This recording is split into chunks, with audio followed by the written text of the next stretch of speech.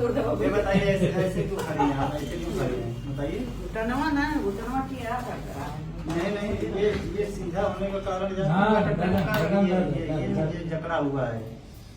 चलिए लेटिए, सीधा लेटिए, लेटिए सीधा।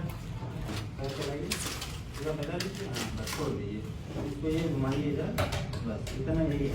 दो गोली बची हैं, बस इसमें 3 है। ये वाइसलोना अभी एक ही गोली खाएंगे ये?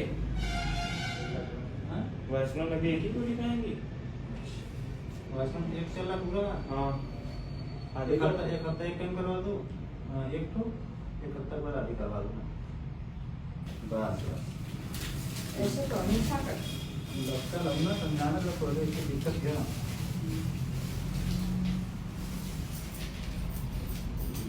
मार भी छोड़ दीजिए बस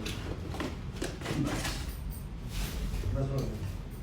पूरा तो ये गर्दन खाइए है ना भाई। अरे ठीक है, कोई दिक्कत नहीं, थोड़ा सा टाइम में है, वो भी नॉर्मल हो जाएगा। मेरे को